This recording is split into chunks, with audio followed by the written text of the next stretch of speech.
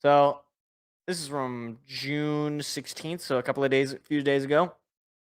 Pistons rumors Ozzer Thompson has big front office supporters ahead of the NBA draft. So the I just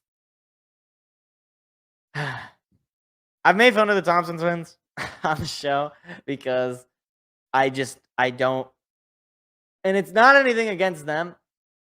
It's just I don't really have much of an interest in a G League player at this stage in this rebuild. I just don't. I don't really see the benefit in this particular player. Uh Not that he's a bad player, but that we're just going to be like a daycare essentially. We already have the young core. We have Duran, we have Ivy, we have Cade. That's a young core. That's three of you have five guys on the core at a time. That's three of your five, right? That's three of your five starters.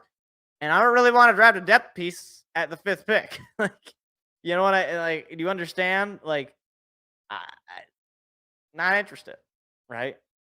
But take a look at his stats. Ozzer was 6'7", and last year, according to this article, averaged 16 and 6. Uh, oh wait, what? Why does it list two different assists? What? Last season, he averaged 16 points, 6 rebounds, and 6 assists, and 2 assists with the City Reapers of overtime. I don't know what any of that means, but apparently he was the MVP and won the Finals MVP uh, in the overtime elite. Great. Okay. I don't know if that's good. I don't know what any of that means. Sure. Why not? This is all according to the Athletics' James Edwards III.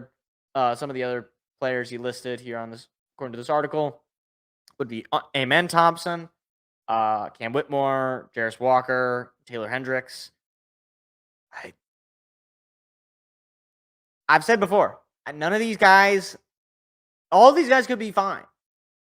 I still don't want them. I want an adult. I want a vet. I want an actual player who has proven in the league. That's what I want. And I'm not trying to disrespect these guys' game. Maybe they got good game.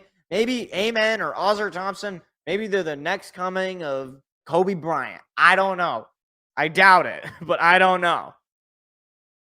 I just what I see as the way to get out of this for this team is to actually make something of a splash.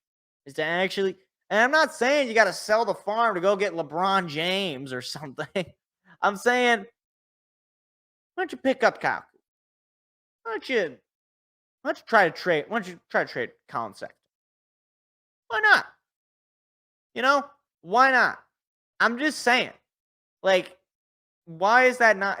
That would be at least interesting. You would gain. You already had my attention since I'm a Pistons fan, but you would gain my interest. You gain my intrigue if you made a move like that. Especially given that most of these players, they're pretty much here because we're gonna trade them. Like, like Isaiah Stewart, Bojan Bogdanovic, Killian Hayes. These guys basically exist as trade bait. And that's no disrespect to any of those guys either. Some of those guys are decent players.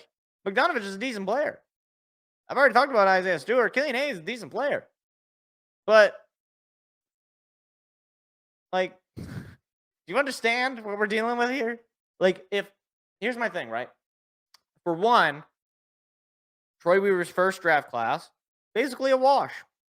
Saban Lee, gone. Sadiq Bey, gone.